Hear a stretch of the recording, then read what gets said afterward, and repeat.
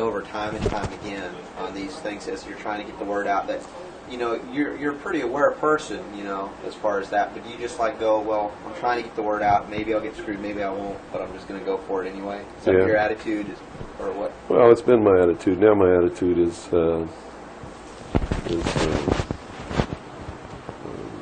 just don't want that to happen anymore, you know. Mm-hmm. So I'm very reluctant to believe what anybody tells me anymore. Right. But have you developed an intuitive sense, perhaps, now? I mean, because you know how that can do. It can start shutting you down from certain experiences or certain places where you might need to be. That's true, and to a certain extent, I have an intuitive sense of where somebody's coming from, but it doesn't always work. You know, that's what makes a con man a good con man, is that you get the perception that they're telling you the truth. Okay. And so someone who's really good at it, right, can snow you. Or me, anyway. I don't know about you. Hold on 1 second. Let me grab my...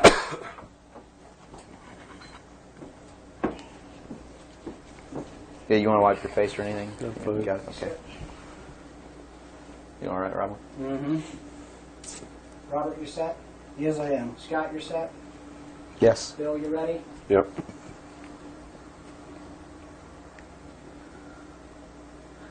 Bill, well, thanks for agreeing to the interview.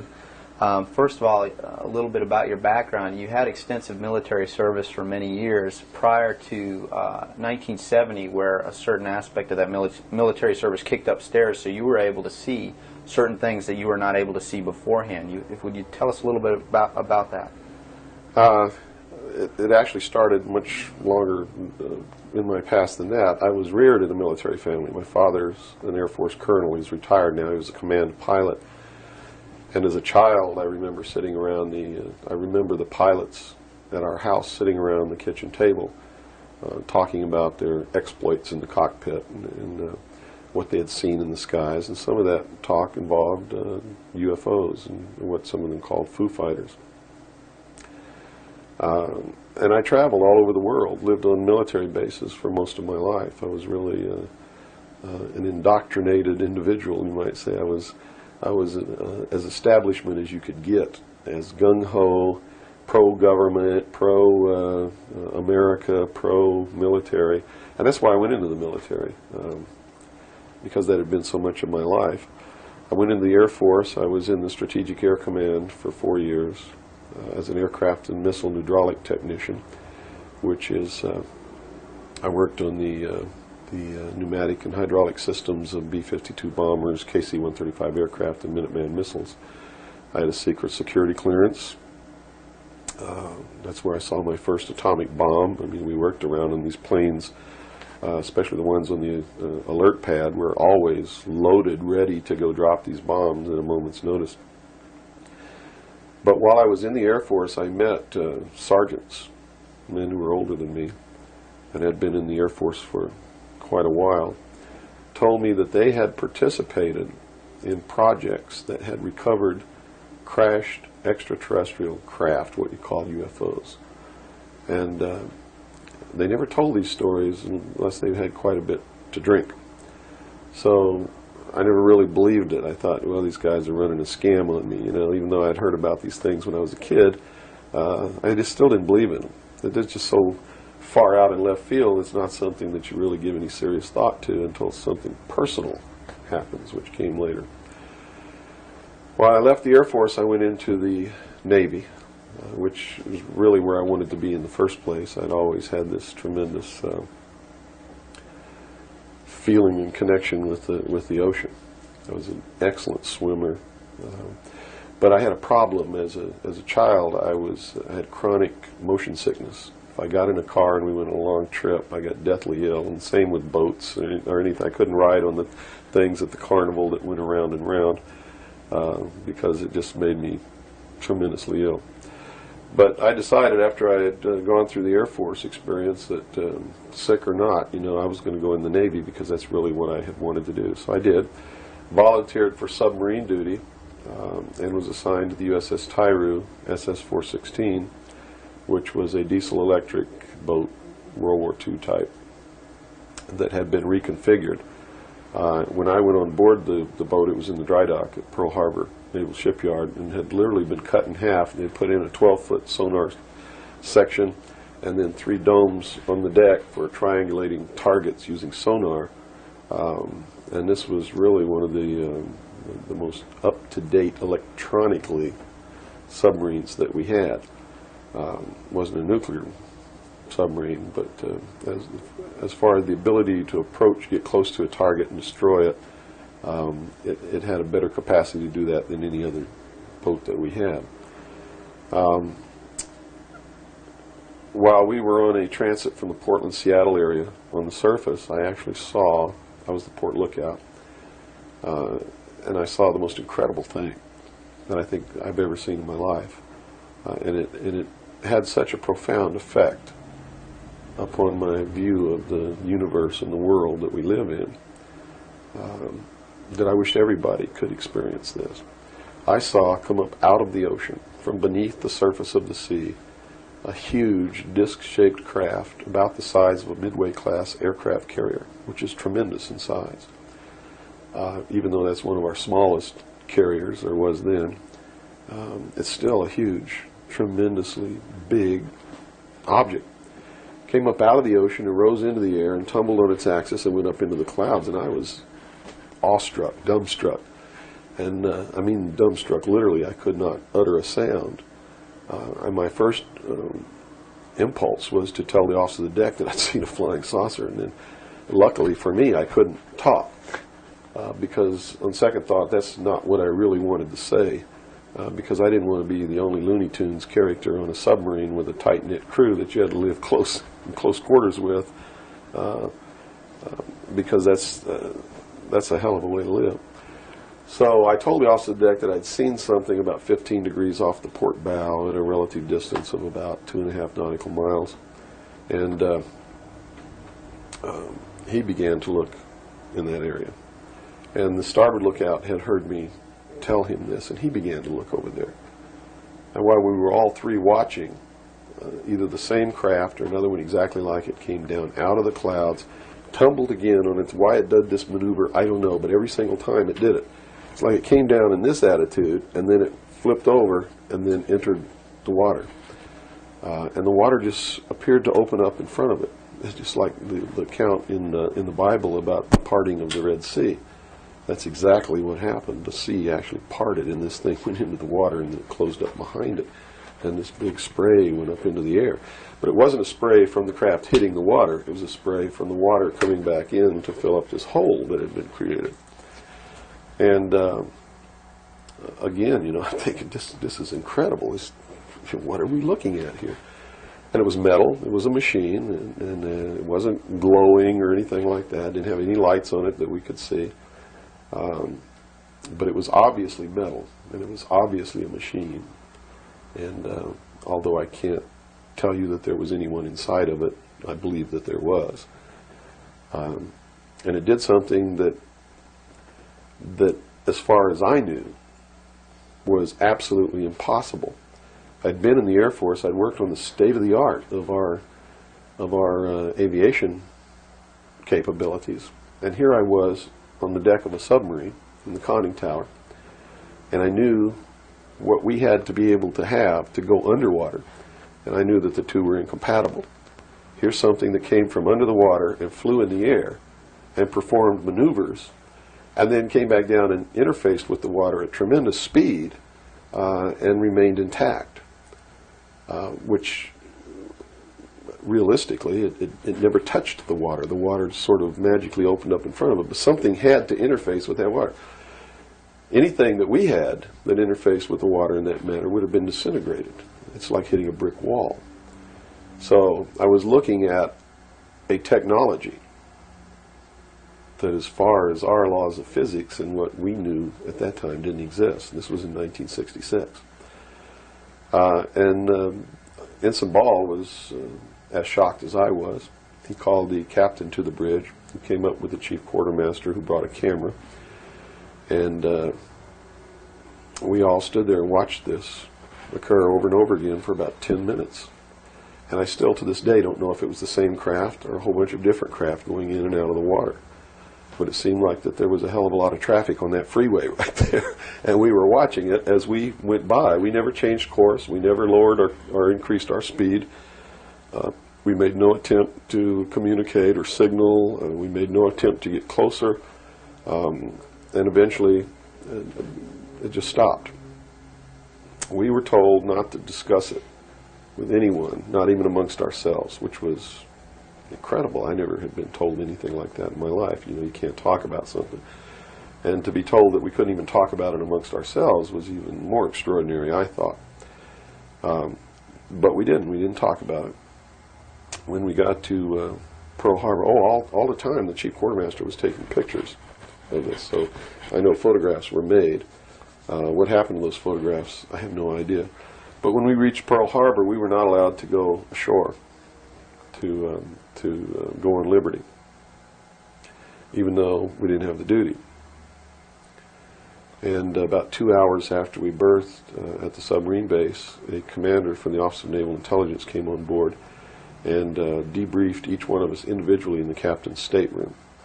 And the ultimate outcome of the debriefing was that we didn't see anything, we didn't hear anything, and we had to read rules and regulations that told us that if we ever talked about what it was that we didn't see, that we could be imprisoned, we could be fined $10,000, we could lose all pay and allowances due or ever to become due.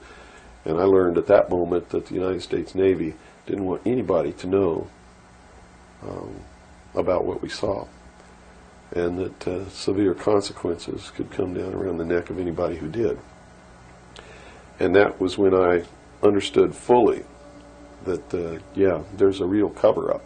These things do exist, number one, and at least the United States Navy doesn't want anybody to know about it. And there's stiff penalties for anybody who bucks that. Mm-hmm. Moving forward a few years from, what, 1966, I believe, you gained a special security clearance that revealed to you certain documents, or were revealed to you, or that you saw, relating to this very cover-up. To this and many other things. I was eventually trained by Naval Security and Intelligence, and I was given a secondary NEC, which is Naval Enlisted Code, which was 9545, which is Internal Security Specialist. And an internal security specialist is someone who protects classified information, and protects areas, so to speak. And I had a specialty, which I was trained in, which was Pacific Area Intelligence Briefings. And I was eventually assigned to the Commander-in-Chief of the United States Pacific Fleet, who was Admiral Bernard Clary at that time, and served as a member of his intelligence briefing team. And basically all that means, we really had a wonderful job. You come in about 4 o'clock in the morning and you go through all the message traffic and everything. And what you do is what we did was that we prepared an updated briefing on everything that was happening in his half of the world, which he commanded the naval forces and marine forces, as a matter of fact. And put all this together in a briefing where we would update him on ongoing operations, brief him about operations that were scheduled to begin, political situations, deployment of Soviet forces, naval forces, everything. And after the briefing was finished, between 8 and 10 o'clock in the morning, then we were done. We were finished. So it was what you call fat cat duty or gedunk duty in the Navy. It's got all different kinds of names. It's just really a wonderful job. Now, to be able to function in this job, I had to have a security clearance, which gave me access to the information that I had the need to know to help prepare these briefings.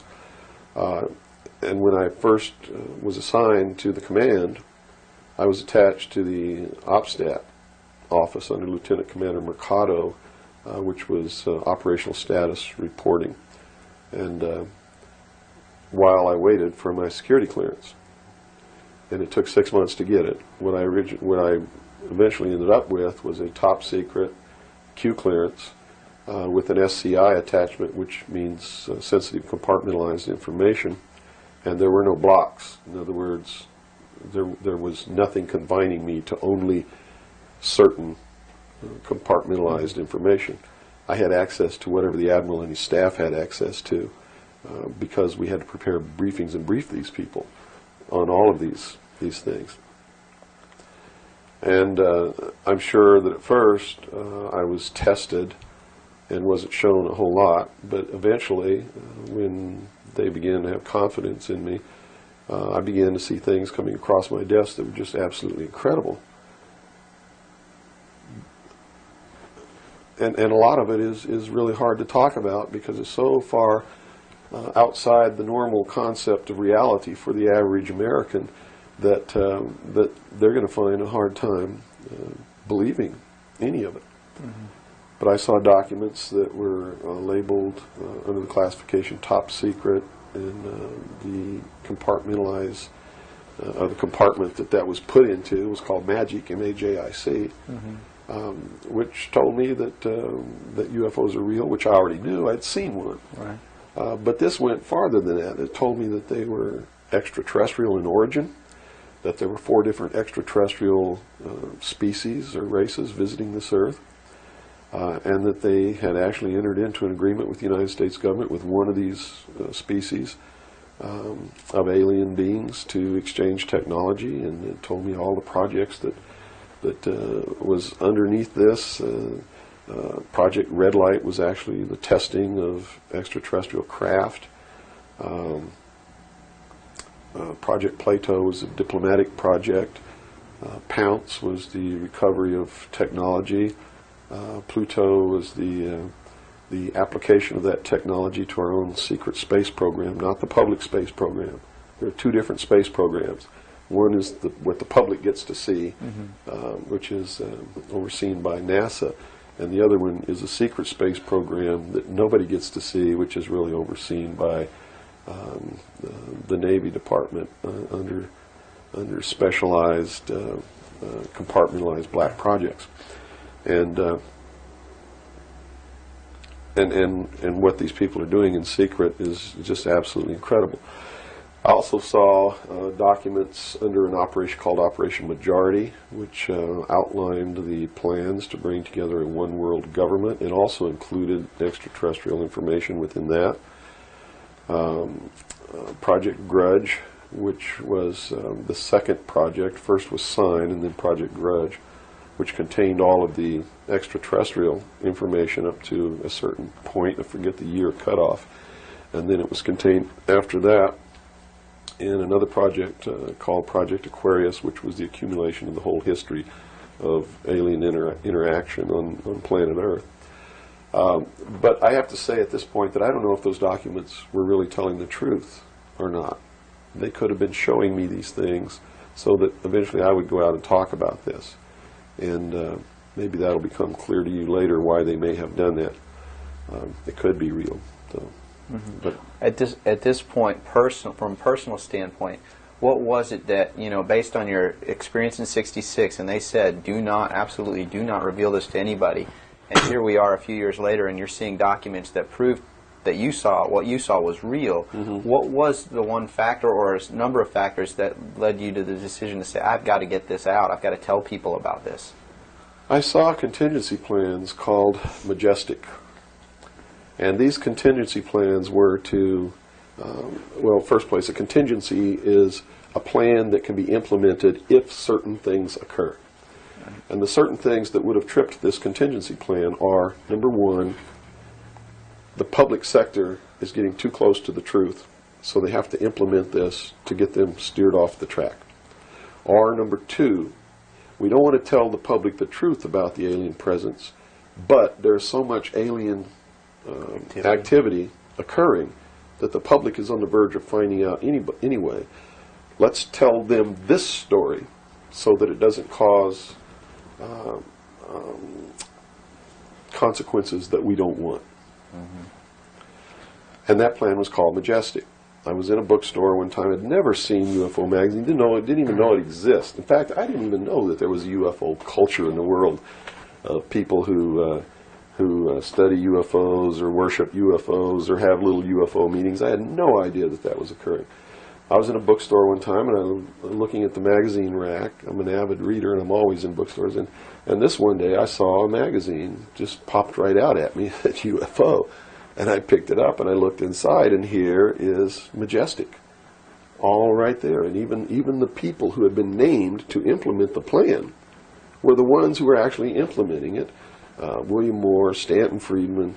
I'd never heard of Jamie Chanderay, but he was named, and they had brought out a supposed genuine document called the Eisenhower Briefing Document, which in reality is a fraudulent document. It's a fake, and it was created to implement the plan Majestic, to either indoctrinate the public on what the government wants the public to perceive as happening, or to steer researchers away from the truth, or both. So this wasn't revealing the plan of Majestic, but it was actually implementing the plan. Implementing the plan against the public. It was a psychological operation against the public. So this is what you saw. So immediately my head began to spin around, and I began to think, God, you know, I've got to tell people that they're being manipulated. This is a lie. And it really, if the public were using their own intellect, they would know that it was a lie. The executive order quoted for this document was in 92,000 something. I believe it was 92447, which is 92,447, and it was supposedly written by Truman.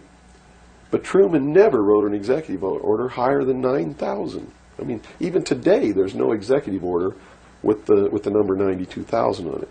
They've been consecutive since the beginning. So it was clearly fraudulent. So it's clearly fraudulent, but the public doesn't catch on to this. And here you got Stanton Friedman, one of the guys who implemented the contingency plan, Majestic, running around the country telling everybody it's not an executive order, it's a date, September 24th, 1947, which it very well could be a date. But it's listed in that document as being an executive order of the President of the United States, Harry Truman. And because of that, it's fake. And many other things. But specifically, that is the most glaring proof of fraudulent intent in the document. There are many other things in the document that also prove it's a forgery. But here they are. They're running this contingency plan, and here I am. I know all about it, and here's the public out there biting on it. They even ran that thing in the New York Times, like a 2 or 3 page spread showing all the documents. So it had tremendous credibility lent to it by that action. And so I decided that I had to tell the public and get people on the right track, which is, the right track is don't believe anybody.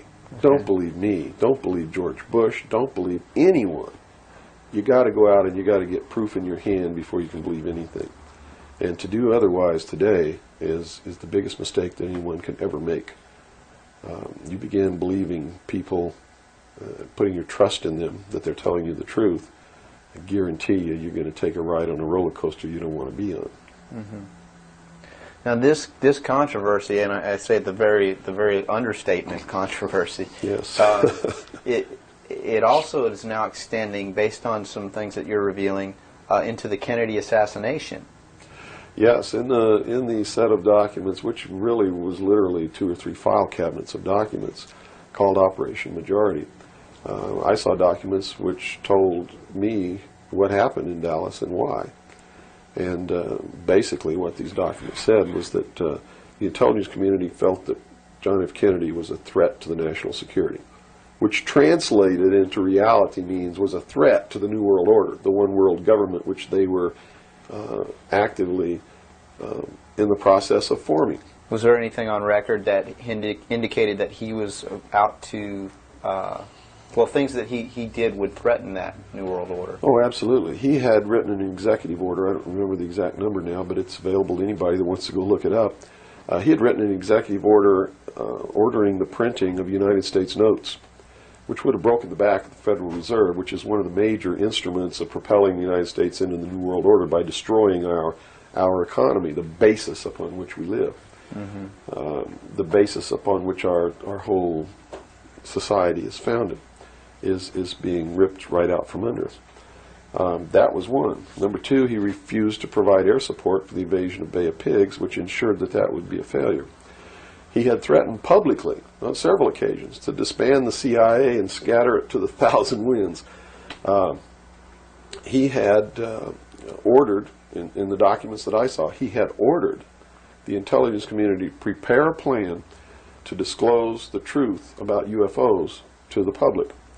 Now, I don't know what that truth was. Could be that maybe there are no extraterrestrials. But whatever the truth was, he had ordered a plan to be prepared that disclosure was going to be done according to that plan within the following year. And the intelligence community considered that to be out of the question. And according to the documents that I saw, his assassination was ordered by the policy committee of the Bilderberg Group, which is really the secret world government, and was carried out by agents of Division 5 of the FBI, the Secret Service, the Central Intelligence Agency, and the Office of Naval Intelligence, of which I was a part, in Dallas. And it said that the assassin, the man who actually administered the head wound, was the driver of the car, William Greer, a Secret Service agent, who used an assassination pistol built by the CIA for assassinations that was really an air gun that fired an exploding pellet or could fire a small hypodermic needle or a poison dart, using any one of many different deadly poisons. Specifically, it said that he fired an exploding pellet which contained shellfish toxin, and that the act was plainly visible in a film withheld from the public. I looked for 16 years to find that film, and I finally found a copy that showed William Greer turn around and shoot the president. And since 1988, I've been showing that film wherever I'm able to show it to wake people up. It is not our government, though you have to understand, that is doing these things. It is not our government that's failing us. It's not the Constitution or the Bill of Rights that's a bad instrument. It is a group of men who belong to secret societies, who have infiltrated our society and our government at all levels and are destroying it and subverting it from within. And every member of naval intelligence that I knew who was an officer was a 32nd or a 33rd degree Freemason. And I asked my commanding officer at one point, I said, why are all you guys Masons? He said, Masons are used to keeping secrets. It's part of their fraternity. So if you want someone who already knows how to keep a secret, you recruit Freemasons. Well, later on, I found out what the truth is. The truth is you're not going to be a naval intelligence officer unless you are a Freemason or a member of the Ancient Order of the Rose and Cross, but you have to be high degrees for that. I think the reason I was selected as an enlisted man is because I had belonged to the Demolay Society. Which is what? As a teenager. That's sort of the first level of Freemasonry. That's how they recruit teenagers and indoctrinate them into their principles so that they go right into Freemasonry when they become an adult.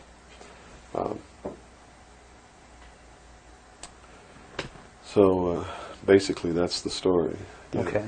Well, based on the information that you're revealing, which would seem to be equally or if not more of a threat than what Kennedy was originally planning on doing, is actually revealing the underlying cause of all of this. Why is it that you are here today, or how is it that you are here today and you're not, conveniently taken away and put in a padded cell somewhere so that you can't speak of these things? Well, I really don't know the true answer to that question, because you would have to ask them to find out why they haven't done anything. But I can tell you this. I began to reveal information in 1976, and I was physically attacked on 2 occasions. My skull was caved in. That's what all these scars are here. On the second attack, I lost my leg. They visited me in the hospital. They had no intention of killing me. They were delivering a message to me. Shut up. And that was the message that came through loud and clear. And 2 men who identified themselves with identification cards who belonged to the Defense Investigative Service, which is really the Defense Intelligence Agency, asked me if I was going to shut up or they were going to have to do it right. And I told them, I said, you don't have to worry about me. I'm going to be a good little boy for the rest of my life, and yeah, I'm going to shut my mouth. And I did for 16 years, kept silent until I saw this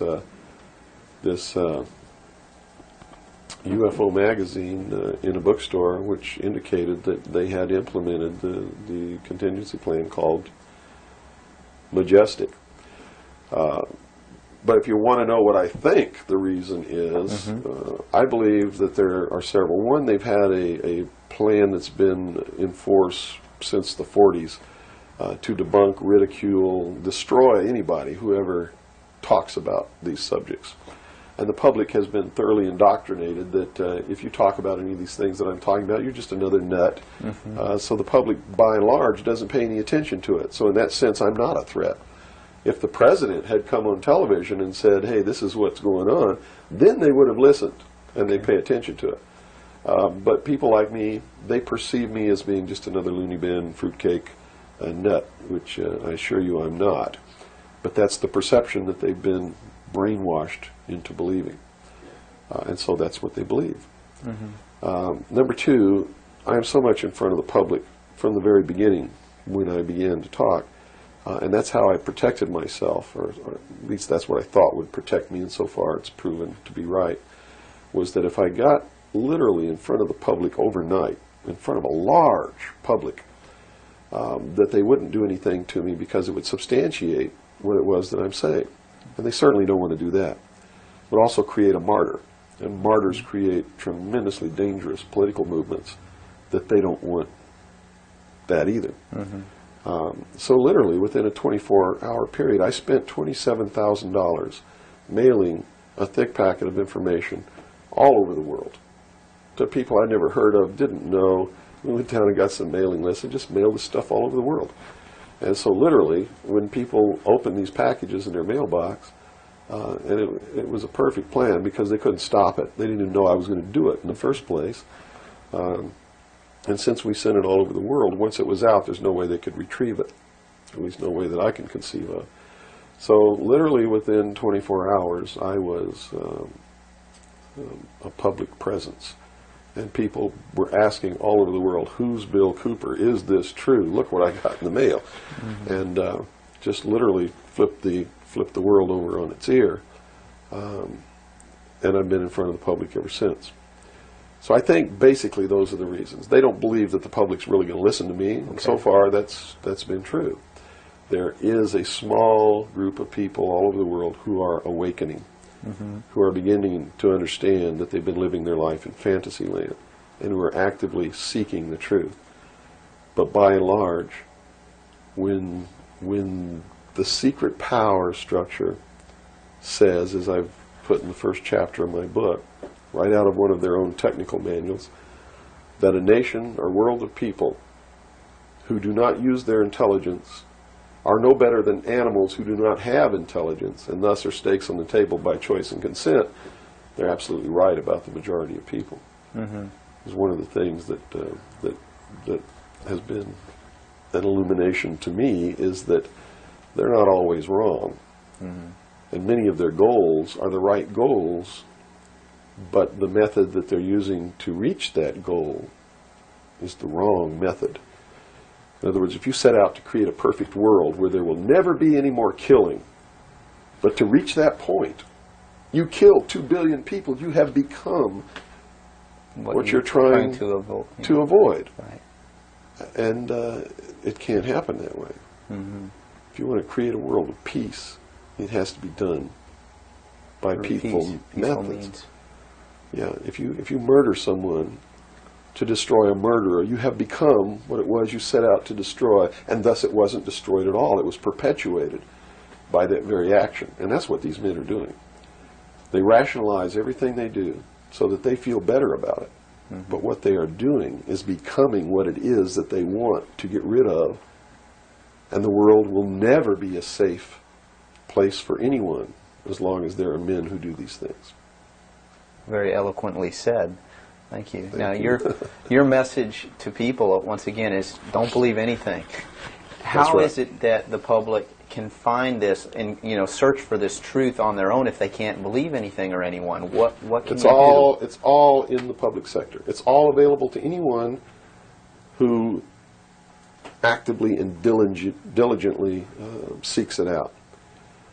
Everything that's in my book, Behold a Pale Horse, is all Everything in here, all the documents that are in here, everything that's in this book is in the public domain. Can be substantiated? Yes, and I intentionally wrote this book not using anything that wasn't available to the public to show people that, yes, if I can find this information, so can you. I have tons of stuff that's not available to the public. But as you can see by reading this book, you don't need that stuff because it's what you need is available to you. Public libraries are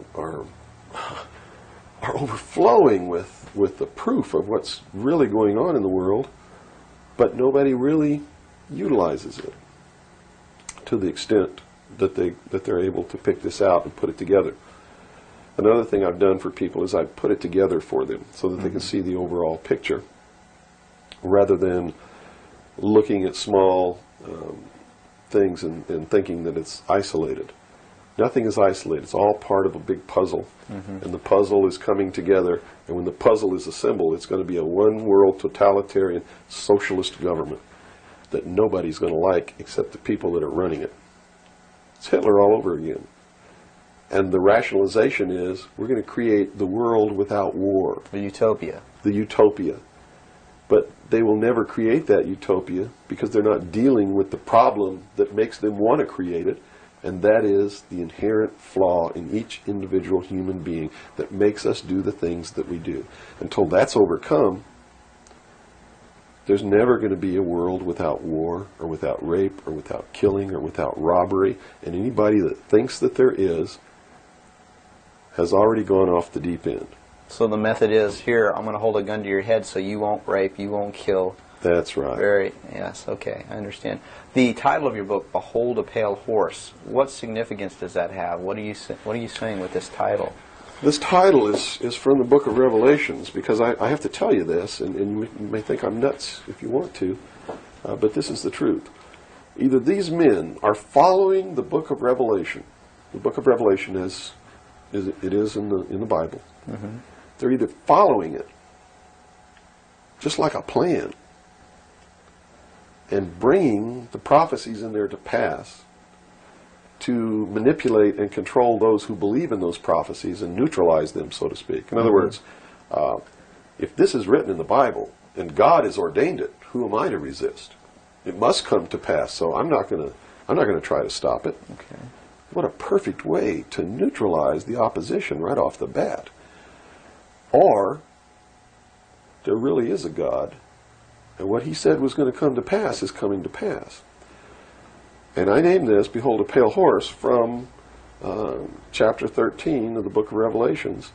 The fourth horse, the fourth horseman of the apocalypse is the pale horse. And I looked, and behold a pale horse, and his name that sat upon him was Death.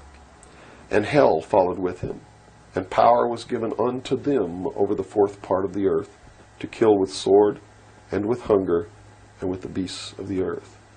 And that is taking place now today. The fourth horseman is riding across the world now. That's what AIDS is all about. That's what all these little brush fire wars all over the world are all about. That's what's happening. That's why cancer cures are suppressed. It's because they fully intend to kill a minimum of 2 billion people by the year 2000. AIDS is an invention of man. It is not a natural disease, and it has been implemented and placed into the population as a population control. And when they did it, they had the cure before they did it. And when they've deemed that enough people have died or been killed, they will say, we have a cure for AIDS.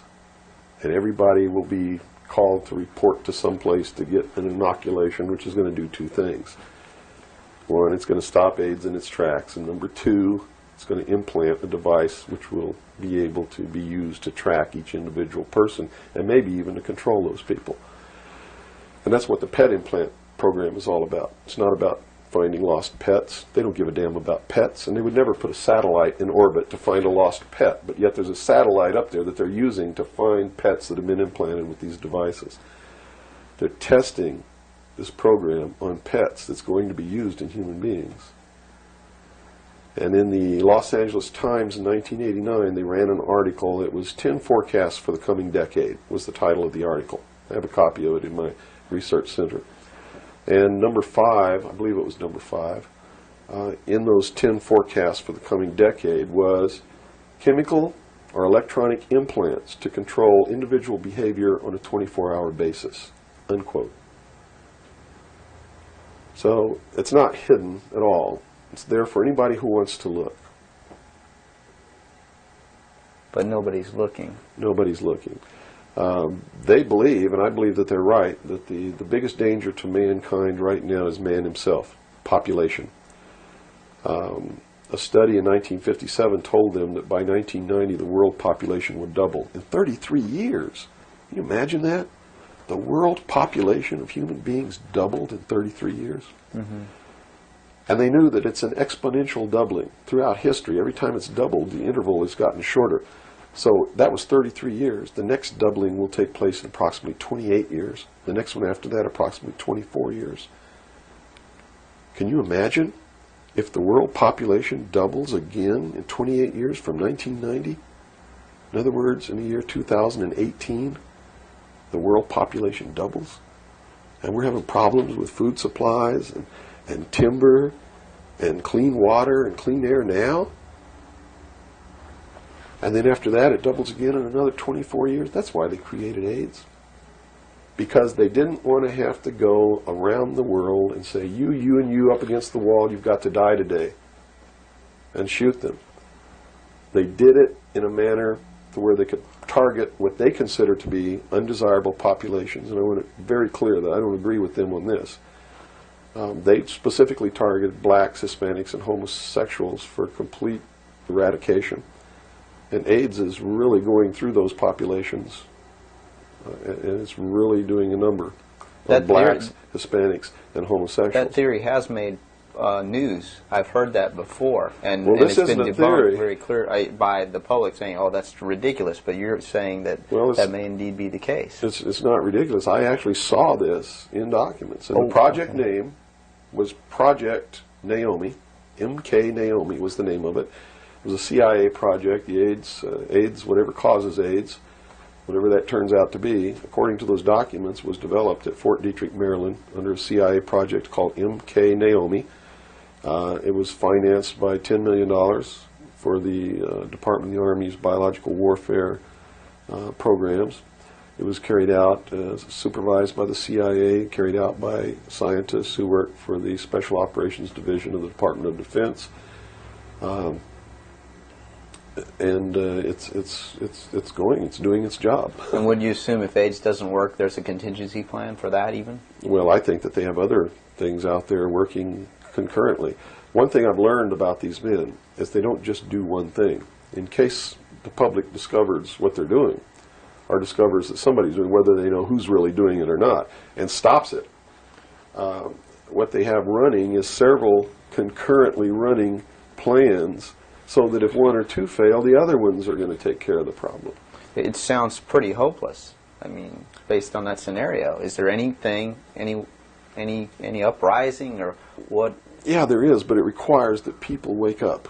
It requires that they really learn the truth instead of live their life in fantasy land. You see, because nothing can exist without the consent of the people. Unless they buy it, it's not going to happen. And all of these plans lead to the public's ultimate acceptance of what they're going to do. In fact, they're designed to make the public ask for it. For instance, the burning of the rainforest in Brazil. I know people who are just up in arms. Stop this. We've got to stop the burning of the rainforest, which is exactly what the burning of the rainforest is designed to do. Because Brazil is a sovereign nation, right?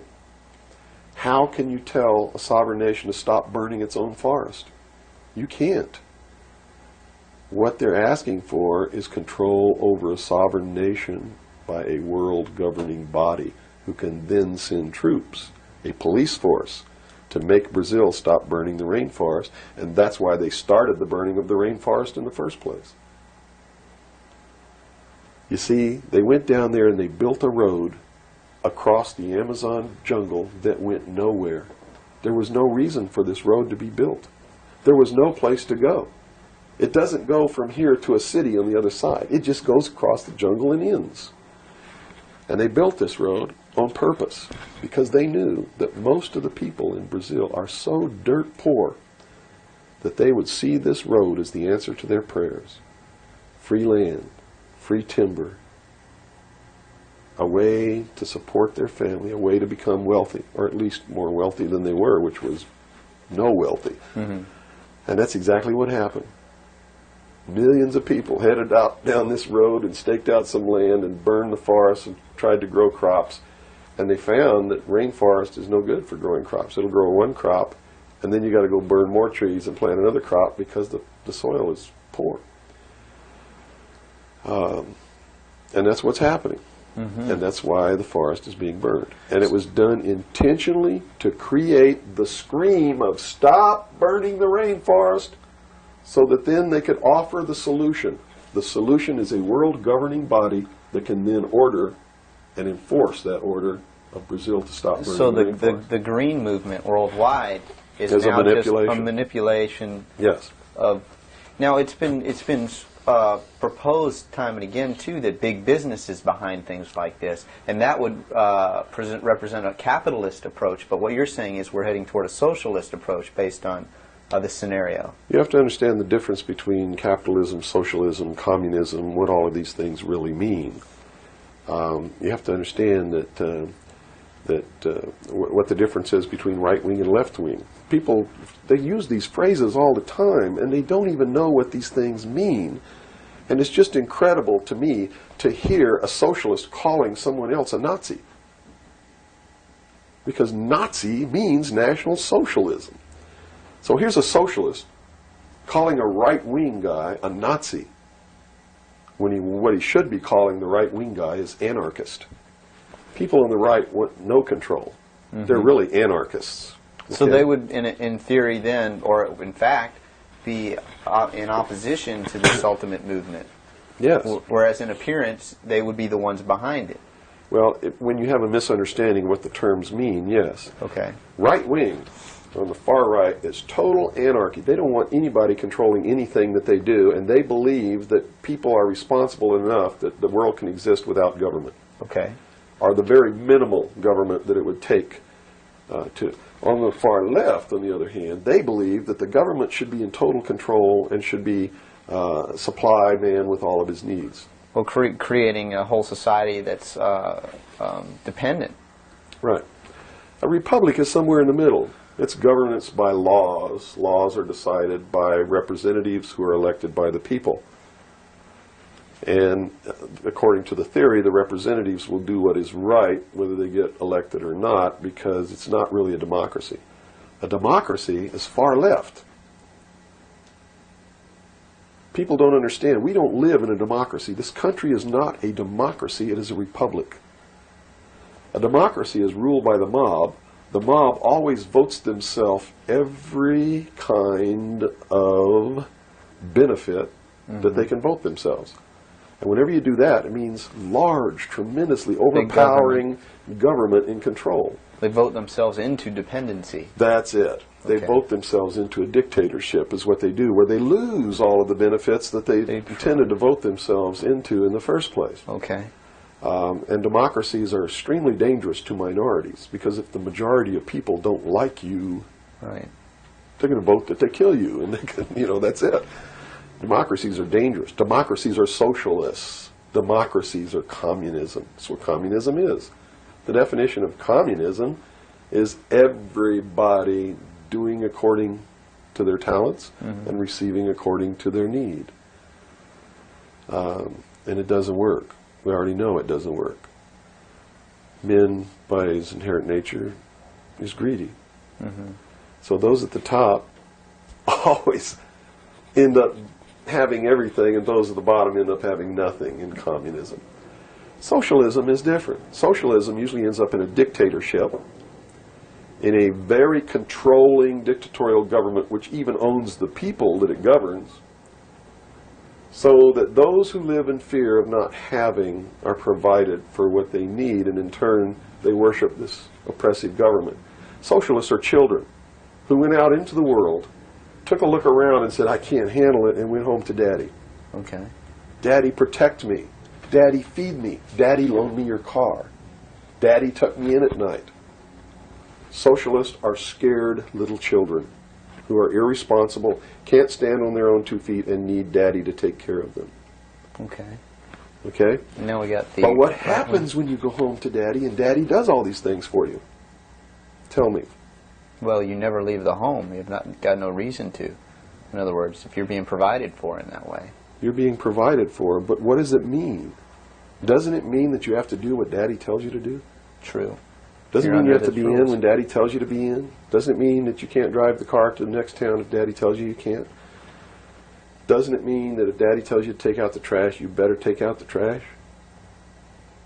Are you beginning to understand the concept?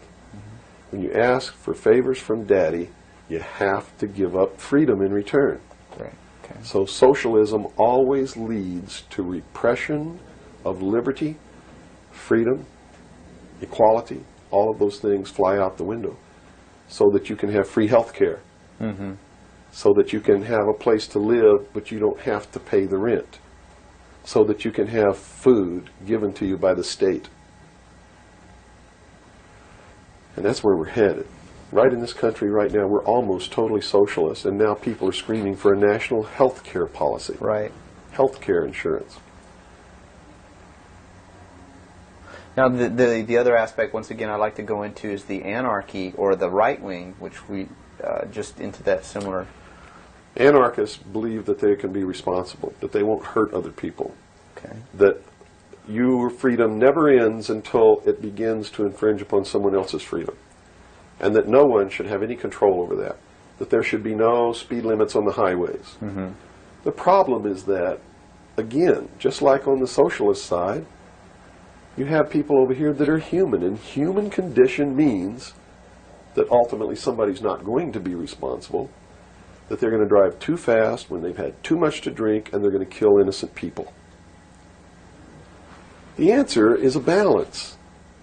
You know, the law of the universe says this. It's a law of physics, really, and everybody can understand it. For every action, there is an equal but opposite reaction. There can be no good unless there is evil. There can be no man without a woman. You understand Right. the concept? Based on that, the theory of a utopia here on Earth is corrupt right away. Absolutely. It goes against the laws of physics. It goes against the law of the universe that there must be two opposing forces all the time in every instance, because that's what makes the universe work. That's what makes everything work. What we need to do is stop trying to go way over here and establish some utopia of freedoms, or way over here to establish some repression of freedom so that we make sure that we got something on the table to eat. And strike a balance between the two that works. And stop withholding information. What makes it difficult for anyone to succeed or live, or for us to really come together and have peace in this world, are all of these people who think that they are the guardians of the secrets of the ages and have only them have truly mature minds, so only them are worthy of knowing the secrets and the real science and the real metaphysics and all of these things. So they repress it and they keep it secret. So the rest of us live out our lives and we don't know the truth of what life is really all about. Therefore, we're always stumbling over each other and getting in each other's way and doing the things that we profess that we don't want to do. Simply because we don't have access to the truth. If we had access to the truth... Now, I got to tell you this. Back when these men first began establishing these societies, these mystery schools, and suppressing information, the common man was uneducated, did not have an intellect capable of understanding these secrets. They were really beasts of burden, for the most part, and they lived their whole life in toil. Right. But things are not that way now. Most people have a good education. They have a good mind. They're capable of understanding if they're taught, and if they're taught correctly. And I think it's time to teach people what the truth is, and quit hiding it, so that we can come together as one humanity and make a balance and live together in a balance. You know, evil's never going to disappear. Neither is good. But we can maintain a balance and life can be good. Instead of swinging back in this tremendous battle between these two opposing, radical, extreme ends of the scale. That's got to stop. I've never understood why somebody would join together in this band of people and call himself a Democrat and not vote for anybody else if they're not a Democrat. That concept is beyond my understanding. And Republicans and Libertarians and Populists and Communists and Socialists and this and that, and blacks and whites and Indians, and there are so many sects and groups and segments, and we're so fragmented that getting together is going to really be difficult. But we've got to do it. Because if we don't wake up and do it ourselves, these men who meet in secret and plot the manipulations are going to do it whether we want it or not, and they're going to do it at the point of a gun. And they're going to take away everybody's freedom because they don't consider us responsible. Capable of having that freedom. Are capable, or even of using our intellect. So they'll put us in shackles and control us and force us to be peaceful. That's what the plan is, and that's what the New World Order is all about. Well, we've run from UFOs right to this. And at first, a person might watch this and say, wow, this is really strange. But where we've come down to, based on that beginning, is quite in the realm of common sense. Well, it's not strange at all. It's what they've been trained all their life, that if they hear these buzzwords, they're listening to some loony idiot talk, and it has no substance to it. Once they get into it, though, and begin to understand that everything is interconnected, it's leading us toward one end. A one-world totalitarian socialist government, and begin to see it coming to pass all around them in their life, and understand that nothing happens by accident. It's been planned for many years. Then they begin to understand that UFOs play a big role in this. Because if they're real, it's the most significant thing that's ever happened in the history of man, and may be the driving force behind locking up the human race. Because how could a UFO land in a place like Macon, Georgia, and somebody who doesn't look like us get out, walk down the street? And I'm not trying to insult the citizens of the state of Georgia. What if they landed in Newark, New Jersey, and got out and walked down the street in a society that kills people because they sit in the wrong seat on a bus? I'd assume now that they'll know about us. Of course they will. They probably already know about you if you've been exposing the truth on your show. Would you assume that our phone lines would be bugged at this point? I don't know. I doubt it. They don't really consider you to be a threat unless you develop a large political following. Oh, okay. So, unless you have a large political following, you're not considered to be a threat to them. Because they figure that the people are too stupid to listen to you anyway. And generally, they're right. So we're in the process of educating people then. Yeah. It's the best thing. Education is 60 or 70% of the battle. Yeah. Because people automatically begin to do the right things once they learn what the truth is. They're educated to it.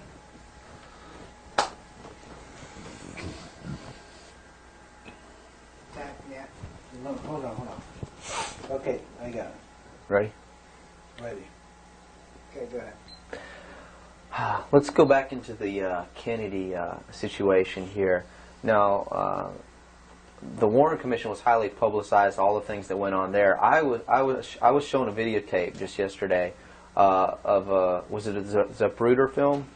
It is the Zapruder film. Okay, and it clearly showed to me that a number of things. One in which that the film was obviously tampered with. Absolutely. but not tampered with to the point where I couldn't tell that the driver of the limousine was pulling a gun, or what appeared to look like a gun, around his shoulder and shooting President Kennedy in the head. That caused his head to snap back.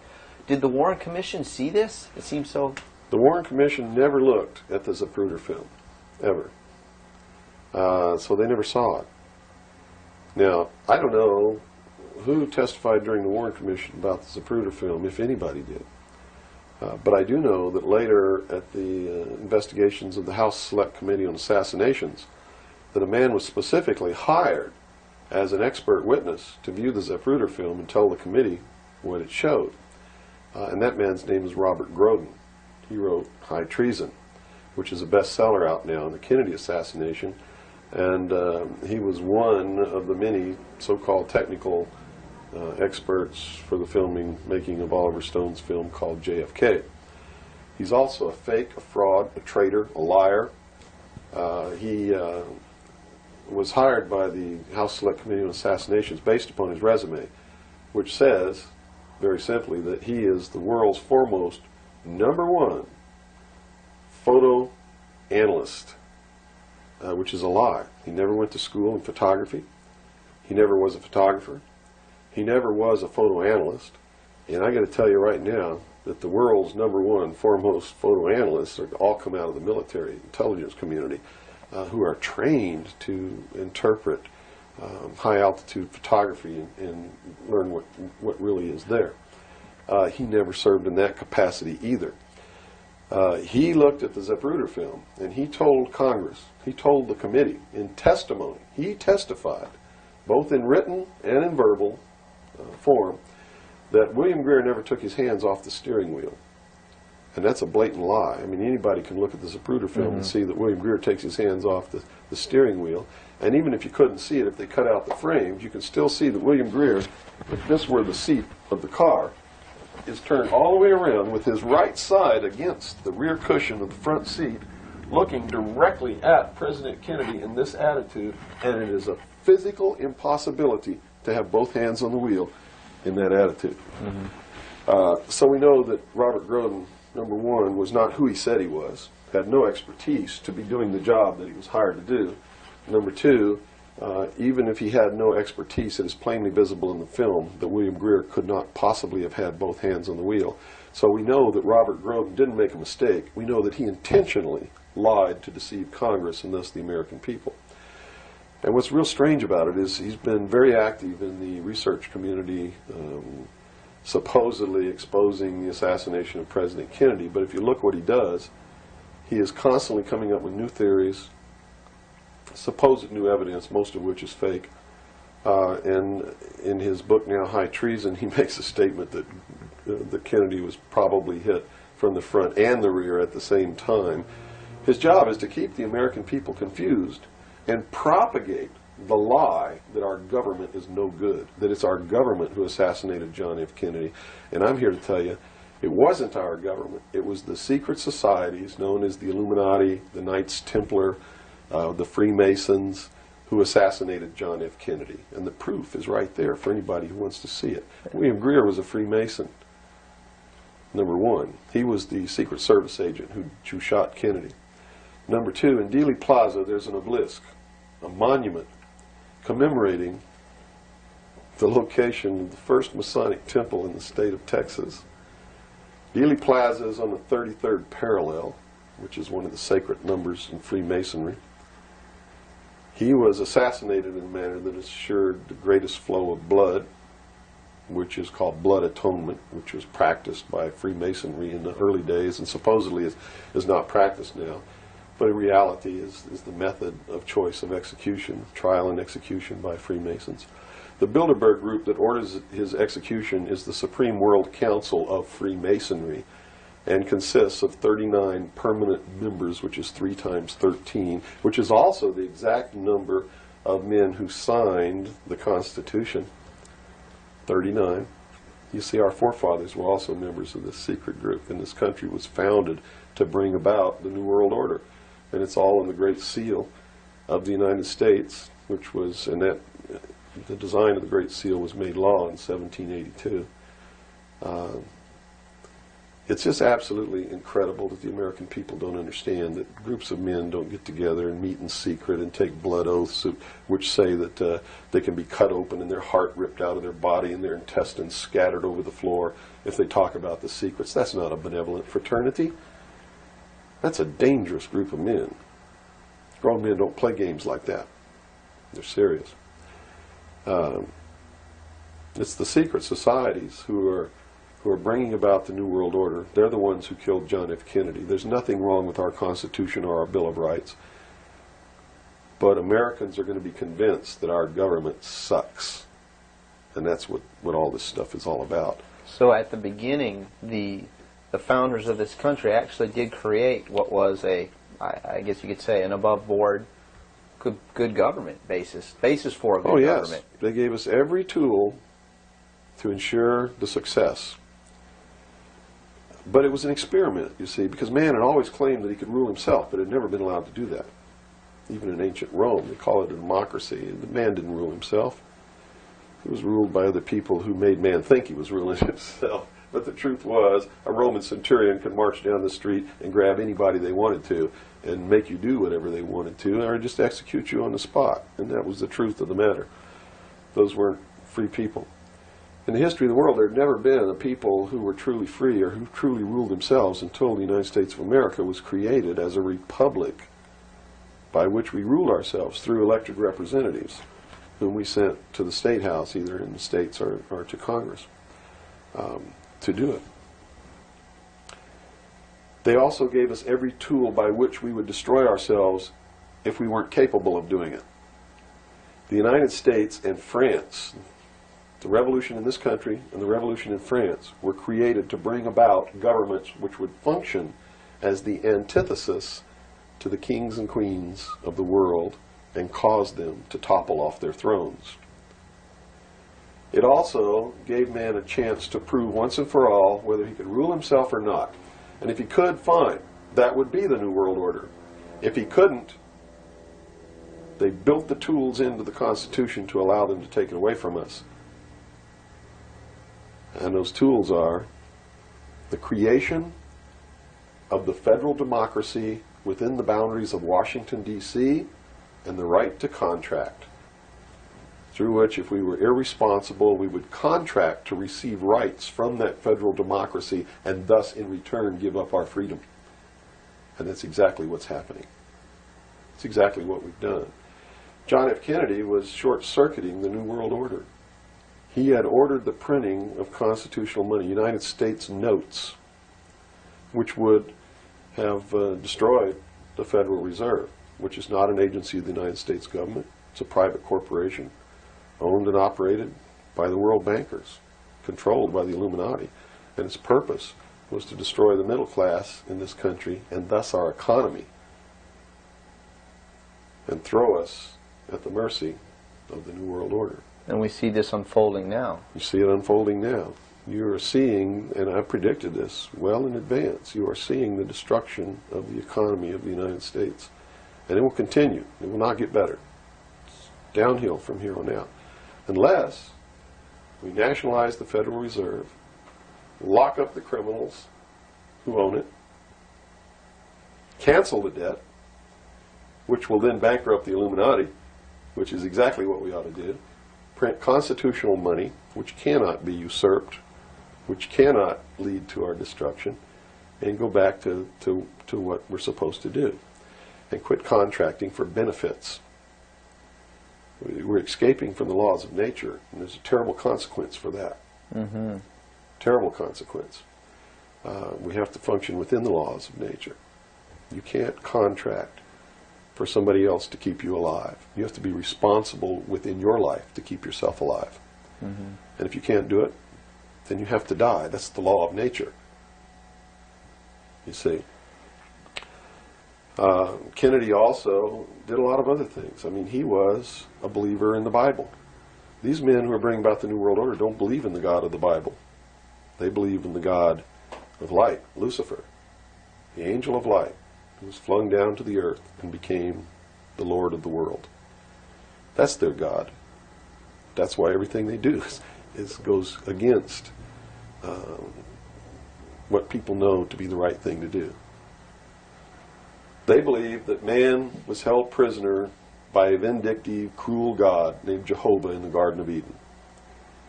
And that Lucifer, through his agent Satan, set man free from the bonds of ignorance to which he was chained to the Garden of Eden, and thus brought the gift of intellect, wisdom, to man, and thus is the true benevolent God. And man, with his intellect and his wisdom and his knowledge, will create technology which will elevate man to the position of God. And all this is allegorical. Don't take the story literally. you see, because it's all allegorical. They believe that intellect, reason, is the light, is the true God, is what makes man God. And I'm not going to debate the right or wrongness of that, because who the hell knows? But I can tell you that they pervert whatever it is that might be divine about their philosophy by becoming what they profess to destroy. To destroy, yes. And so, in their zeal to bring about the New World Order, they destroyed the political will of the nation when they assassinated John F. Kennedy, which has furthered their goals, because it made a lot of people feel so helpless that, God, if they can kill the president, who am I? You know, what can I do? I'm just one lonely, helpless person. So they quit voting. They abdicated their power. And, of course, through agents like Robert Groden and many others, Oliver Stone, they're being convinced that our government sucks, that our government is the problem, that the Constitution doesn't work, that the Bill of Rights aren't real. We're playing right into their hands, in other words. We're playing right into their hands, because there's nothing wrong with the Constitution or the Bill of Rights or our government. It's the people. You see, it's been infiltrated. And from within, they are eating at the heart of this nation like a cancer, this secret society. They are destroying it. They are subverting it. Our Constitution has not been allowed to work since 1945, and maybe even earlier. And they have been working behind the scenes to bring about a one-world totalitarian socialist government with the Communist Manifesto as its platform, through the United Nations, which was created by this nation, from an older organization called the League of Nations, which was the original foundation. And at the highest levels of our government, the Constitution's already been scrapped, and they are working under the aegis of the UN Participation Act and the United Nations Charter. Which says what? Which says that there are no rights, there are only what you call privileges.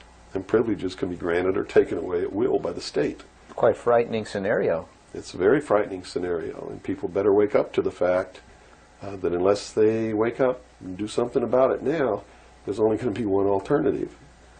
And that's either take up arms, restore the Constitution, and the blood will run in the streets of America, or reach down and put the shackles around your own feet and march off into slavery peacefully.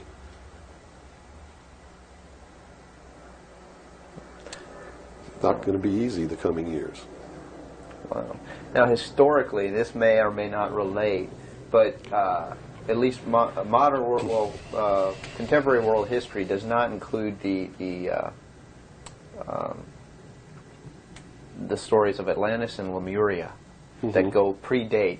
How does that history, and why was that suppressed, or why is it still being suppressed? How might that affect what we are understanding is going on today, or is it related? Well, I'm not sure if a place called Atlantis or Lemuria ever existed or didn't exist. I don't really know.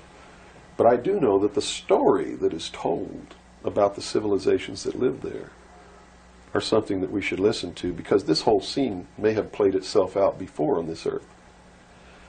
And if you understand the theory, which I believe has been accepted as fact now, of continental drift, there may have been an Atlantis and a Lemuria, which had tremendously developed technologies and societies. And the same scenario that we're playing out now on this great stage called the world may have played itself out over and over again in the past for millennium. In my investigation of the mystery schools, the secret societies that are bringing all this about, that really control everything behind the scenes, I found that this is all about religion. And it's all about a recurring theme that is penetrated and is at the heart of every religion in the world. And that is a creator or a creatress who has a son that is sacrificed and then is resurrected and saves the world or saves humanity. It seems to be an archetype that is within us. And so that you don't go flipping out watching this tape. I'm a Christian. I believe in the teachings of Jesus Christ, even though it may turn out that he may have never lived. The scene, it doesn't matter. When you read his words, and you can go back through history and find these are the same words that were spoken by every Savior that there ever was, are the most beautiful, most profound, most affecting words that have ever been spoken on the face of this earth. And when I get down and almost get to a point of hopelessness, I just go read the Sermon on the Mount. And I come back up again. Because in the end, it's not going to matter whether Jesus ever lived or didn't live. The story is real. And it's within all of us. And it brings us to something within ourselves that is good. But these men don't look at that. They believe that the end justifies the means, that these stories are just stories, and that the real meaning behind it all is that man can transcend his animal state through the realization of intellect and the overcoming of all of his emotions and feelings and morals, guilt, all of these things. And I just can't go along with that because I believe it's our emotions that tell us when we're doing wrong. We feel it within ourselves. And a person without that capacity to feel when they're doing wrong becomes a sociopath, which is someone without a conscience who really believes that the end justifies the means and therefore has no pangs of conscience nor no reluctance to murder someone who gets in their way. Mm-hmm. And it's extremely dangerous. Now, do these people recognize the continuity of life? In other words, you have told me earlier that they're after physical immortality. They believe that through their technology, man will become God. With the power of reason, through technology, man will himself become God. They will engineer, just like Hitler wanted to do, the super race who will live forever. And the concept is the same, and the men behind it are the same as Hitler was. When they killed John F. Kennedy, it shows you what kind of men they are. Because they would not stop to kill anyone who gets in their way. And they've never stopped at it. Their goal, literally, to bring about the New World Order, will be to kill approximately 2 billion people before the year 2000. AIDS is one method of doing this. There'll be many more. As they solidify their control, everyone will be given a choice. They'll be presented with a new world religion. They'll be told to renounce Christ, renounce Buddha, renounce Muhammad, join the New World Order, join the New World Religion. If they refuse, they'll be executed. Very simple. And it won't bother them a bit. In fact, according to their belief, they believe they'll be helping these people. And in reality, they will. Because those people will transcend this physical state while they're prisoned here living forever. I feel sorry for them, because those of us who will eventually die will transcend the pain and the suffering that goes along with this world. Mm-hmm. And they're so egotistical that they preserve whatever they do so that the diligent can find out what kind of men these men really are. For instance, the Kennedy assassination, I've been showing a film for 5 years that shows exactly who did it. I'll show you exactly where Oswald is on the film. He wasn't even on the 6th floor. He was standing in the doorway of the book depository building watching the motorcade go by. And it's incredible. At the same time, you said they would have everybody renounce religion. Yes. Have they as well been using it as a tool for their means? If you're a Christian, you'll be required to renounce Christ and join the New World Religion. Now remember I told you before, that no matter what your religion is or what you think, they're following the scenario in the book of Revelations to a T, right down to the last little bit. If you want to know what's going to happen in the future, if we don't wake up, and through the power of those, see, not one drop of blood ever has to be spilled, and no one has to ever put any chains on their legs or their arms, ever.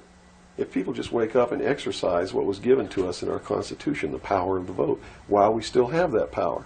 So you say there is still a possibility for like one individual watching this tape to actually make a difference? You better believe it. How Yes. would that be so? Well, number one, learn what the truth really is. Get away from the fantasy that you've been living. Educate other people, those you know, your family. Once that begins to happen, it spreads. And then if the people decide that they don't want what they have in store for us planned, just through the power of the vote, they can make this country and the world whatever they want it to be. Whatever they want it to be. And there are no limits on that, except to understand that you can never make everything all right, and you can never make everything all bad. Both must exist, and we must maintain a balance. And we must become responsible. If each individual on this earth learned to walk in a divine state of grace, responsible for themselves, their family, their city, their state, their country, and for the world, And to the laws of nature. and to the laws of nature, and actively participate in solving the problems of yourself, your family, your city, your state, your country, and the world, there could never be a group of men meeting behind closed doors in secret that could ever control anybody. But by abdicating responsibility, by not walking in that divine state of grace, makes possible anyone meeting behind closed doors to bring about the world that they want. And the world that they want may not be the world that you want, or that I want, or that these people watching might want. If you don't participate, you can't complain. If you don't help cook the meal, you got no right to bitch about it. You got to sit down and eat what's put on your plate. If you don't like that, then you should have been in the kitchen helping to prepare the meal, helping to plan it, helping to prepare it, helping to serve it. If you want to sit on your butt in the living room while somebody else prepares the meal for you and decides what it's going to be and puts it on the table, it's too late to say that's not what you wanted to eat.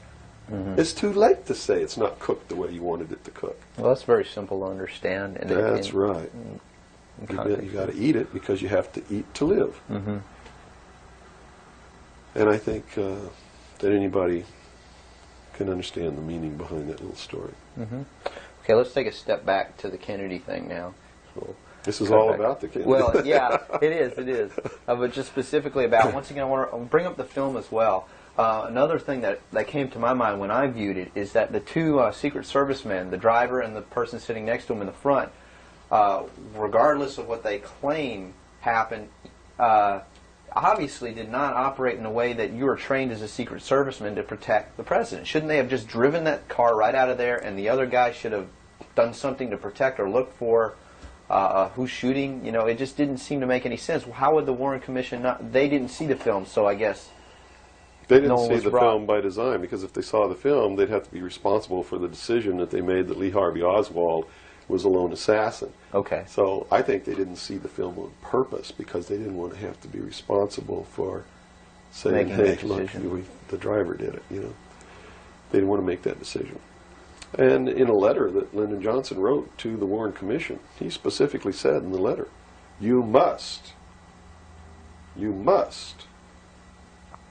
quickly identify Lee Harvey Oswald as acting alone with no conspiracy so that America can get back to business. Was Lyndon Johnson acting on behalf of the secret society, or was he Of concerned course. with... He had to know all about it and approve of it because he was going to be the new president. And the new president would be in charge of the investigation. How high see? up a government official do you have to be before you're briefed of this, you know, the total of all the things that are going on, the reality behind them? Well, you have to understand that nobody exists on a high level in government who's opposed to the New World Order. Nobody. Our government has literally been infiltrated. And there's a cancer within our government destroying it, eating it, nibbling away at it, hacking off its limbs. And you said this started in 1945? 1945 What was were the when events? the overt destruction began to occur, when Truman signed the UN Participation Act and the United Nations Treaty. It actually began long before that, when these secret societies began to infiltrate the government and appoint their members to important posts. Infiltration is easy. If one gets in, he can then appoint and hire others to replace people who are not members below him. So now we've had over 50, almost 50 years of this going on. At least. I believe that it started back probably 1913, 1917, when the Federal Reserve Act was passed, when the Council on Foreign Relations became a reality in this country. And you can, by diligent research and study, you can see when it happened, where it happened, who did it, and how it was done. It's apparent. When they say there's no conspiracy, I mean, we talk about a conspiracy. It started out as a conspiracy. But when they say today there's no conspiracy, that's not a lie. It's the truth. They're doing it right out in the open, right under our noses, and we're too stupid to know it, to see it. So it's not a conspiracy now today at all. It's right out in the open. They even published their plans.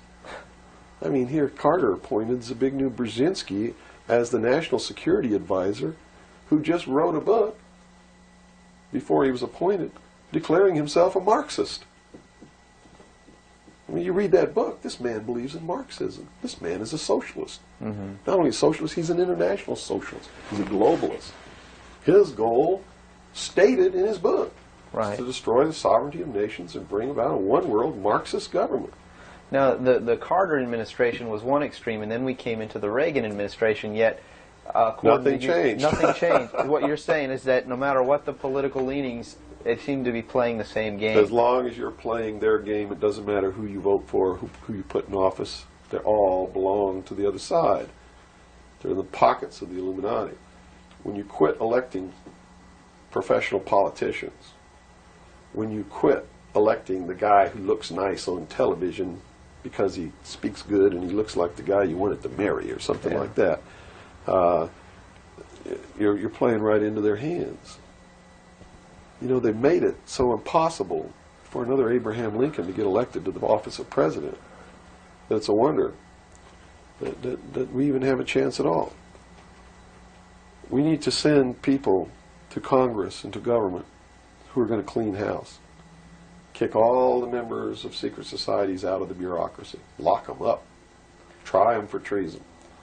Because they are traitors. So one thing that may help is term limitations. We must have term limitations, and it must be only one term. And forget all this nonsense that anybody goes to Washington and don't know what's happening. They don't know what's happening simply because they haven't taken the time as citizens to understand how our government works before they ever go to Washington. You see, it should be a process that starts in infancy. It works its way up. And everybody should be taking part in the government. Now, if someone came in to office with this kind of knowledge and with this kind of intent to really push these people out, would they not be eliminated immediately? Not if they have the people behind them, because what the people would do in one fell swoop, in one election, would elect people who've never served in government before, kick the incumbents out, send citizens to Washington. And here's the way it has to be done. You know, right now, you don't even pay your congressman. You know who pays your congressman? The federal democracy of the District of Columbia. The federal government pays your congressman, who's supposed to be representing your state and you. The federal government is a foreign country to your state. Why should he represent you? Not only that, but he moves to Washington, D.C. He maintains a residence here, but he doesn't live here. And as long as you re-elect him, he continues to live in Washington, D.C. forever if you keep re-electing him. So they lose all touch with what's back here. They're paid by a foreign government, the federal government. They're not paid by the sovereign state of Georgia or by you. They have to be paid by you. And they have to live here. They can't move to Washington, D.C. They go to Washington, D.C. for one term. Okay? One term only. When that term's up, they have to come back. And you don't pay them exorbitant funds. You pay them just enough to live on comfortably while they're there. No fancy giant cocktail parties, none of this crap. And you take care of their family. See, they don't take their family either. That's the other clue. They leave their family here, where they live. You, the people of Georgia, take care of their family and their business or their farm or whatever it is they have while they're gone. Now do you think they have a vested interest in representing you? They sure would under those conditions.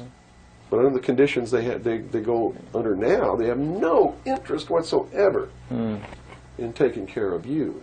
Now let's look at the current. They're taking care of themselves. The current crop of presidential candidates.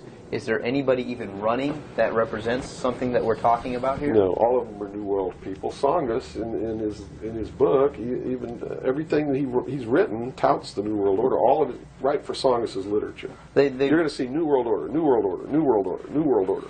Clinton, the governor of Georgia, was selected in 1991 by the Bilderberg. Governor of Arkansas was selected in 1991 by the Bilderberg Group in Baden-Baden, Germany, to be the new president of the United States. Remember what happened to Gary Hart? What did he do? He went out on a boat with a woman who wasn't his wife, and he was destroyed. Look at Clinton. What's happened to him? Nothing. The press is on his side. They're helping the guy. You know why? Because he was chosen by the people who own the press to be the next president of the United States. Now, I don't know if he will be or not. That's up to the American people. But if they get their way, he will be. Bush is one of the most heinous criminals that's ever walked on the face of the earth. Bush is the man who's been a CIA agent since his college days. He's a member of the Skull and Bones, the Russell Trust. He was initiated in a casket with a ribbon tied around his genitalia, which symbolizes that he's a priest in the temple of Isis. A pagan, this guy.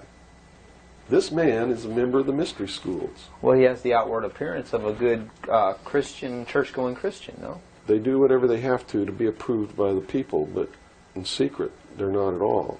This is a man who practices pagan religious rituals, magic. Doesn't matter what you think of all these things. I'm just telling you, this is what he does in secret. He is the man who, when he was chief executive officer, when he was president of the offshore division of Zapata Oil, organized and began the first large-scale drug smuggling operations into this country. George Bush is the one responsible for the drugs on the streets. And the war against drugs is not a war against drugs, it's a war against the Bill of Rights. We've already lost the Fourth Amendment in this war. That's true. And we're going to lose everything else. You watch on, it amazes me, people watch on Saturday night, cops, tough cops, 911. All of these stories that are glorifying the police state, and they're falling right into the manipulation. As they watch police with no search warrant, with no court order, break down people's doors, tear out their walls, rip open their mattresses. All in the name of the war on drugs. Pretty sneaky. It's pretty sneaky, all right. You see them stop people in the streets, and the guy's got $400 in his pocket. They don't press any charges. They didn't even have any reasonable suspicion to stop the person and search him. And what do? They take their money. And they don't give it back. And America's watching this. And the stupid idiots, yes, you stupid idiots, you sit there and watch it, not realizing that when you take away that man's freedom, you've also taken away your own. You see, because they can do the same thing to you. Just because you talk a way that they don't like you talking, or because you wear red shoes and they don't like red shoes, they can do the same thing to you. And under the new law, without a court order, without a search warrant, they can break down your door, they can rip open your mattresses, your couches, your walls, they can trash your house. All in the name of the war on drugs. And let's say they don't like the color of your shoes. All they have to do is drop a little pouch of cocaine in your living room, behind your couch, and find it and say, aha, you're a drug dealer. What happens then? Now they can confiscate your house, all your possessions, all your property, all your bank accounts, all your cars, boats, vacation cottages, whatever you have. And they can auction it off within 24 hours without ever even pressing charges against you. Without a court order, without due process, without just compensation. And there's not a damn thing that you can do about it. Not a damn thing. At least right now. At least right now. And the reason you can't do a damn thing about it is because you're the one who brought it about through your stupidity. You're mentally crippled. You're operating from a position of ignorance, apathy, abdication, irresponsibility. We're losing our country, our freedoms, everything. Now, these are strong accusations of the American public. What do you hope to accomplish by angering the very audience that you want to watch and listen to you? Go prove me wrong. Go make me the idiot. In so doing, you're going to find out what the truth is, and maybe you'll wake your up. And if you do, maybe we can save our country. Because I don't really care at this point whether you get mad at me or not. My country's disappearing. My freedoms are disappearing. My daughter's going to live as a slave in the New World Order if you people don't wake up and help me. So, if I had a 2x4, literally, I would smack you upside the head with it. I don't care if you get mad at me. It's beyond that state. You know, I'm willing to put my life on the line. Why would I care if you get mad at me? Mm-hmm. You know? People say, well, don't you feel threatened? Don't you feel like your life is in danger? Are you kidding? You're the people who sent your sons and daughters to fight an illegal, immoral, unjustified war in the Middle East? And that didn't bother you a bit, that they might have got killed over there, and you're worried that I might get hurt or killed? Right here, really defending my country? Really fighting in defense of the Constitution? Right. You brought up the Persian Gulf War. That's something that's still on a lot of people's minds. Based on what you're saying, what was the reason for that war? They should feel really guilty. They should feel really bad about that. I mean, what about a Saddam Hussein that everyone seems to agree is you know, the evil man here, that we had the right to go in and punish, destroy, or whatever? Well, it's funny that the man who purported to want to destroy Saddam Hussein was the man who really built Saddam Hussein when he was in the Central Intelligence Agency. We have been building up Saddam Hussein's arsenal. His technology comes from us in the Soviet Union. We built him up to create that war. We did it for a purpose, and the purpose was, look at this. If George Bush knew what he was doing, how come he didn't know what he was doing? Here's what he said. We've got to send troops to the Middle East because we can't afford to pay $26 a barrel for oil. That's on tape. Next he comes out and he says, no, it's not about the price of oil. It's because Saddam Hussein's not going to stop at Kuwait. He's going to go into Saudi Arabia, and those are our friends, our buddies. So we got to go defend Saudi Arabia. And then James Baker says in a press conference, nope, it's not about Saudi Arabia. It's not about $26 a barrel for oil. It's about jobs. Folks, we're going to get you a job, and to do it, we're willing to kill your sons and daughters. Yes, sir. We're going to send them off to get killed so that you can have a job. Prosperity. That's what it's all about. Well, what was the actual scenario if we hadn't have gone in? Well, see, that's not the end of it yet. Then George Bush comes out and says, whoa, the White House is flooded for telegrams. They don't want their sons and daughters to get killed for a job. It's not about jobs. It's about naked aggression. Yes, sir, there's a little Hitler over there called Saddam Hussein. Yeah, and we're going to go destroy him because the world doesn't need another Hitler. Never mind Pinochet in Chile, who's another Hitler. Never mind all the other Hitlers in the world. Was that Never mind Tiananmen Square. Well, then, you know, then people would say, well, the American government's not interested in that because money is not in you know, it's the oil here. We're talking about money.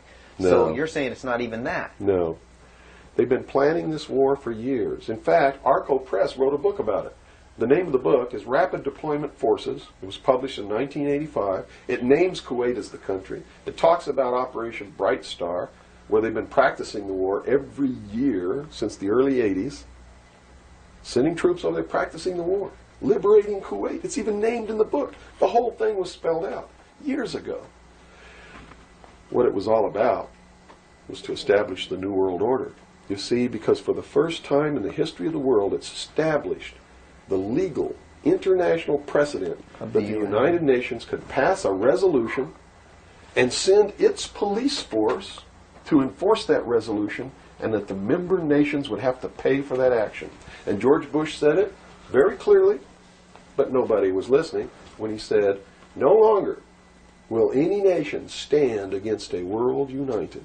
And with that action, he established the legal foundation in international law that the United Nations is now legally and overtly the one world government, and that the United States military forces and the other forces that were sent by other countries were established as the one world police force under the United Nations. Have you seen the new Air Force uniforms yet? Nowhere on them does it say United States or U.S. They are United Nations uniforms.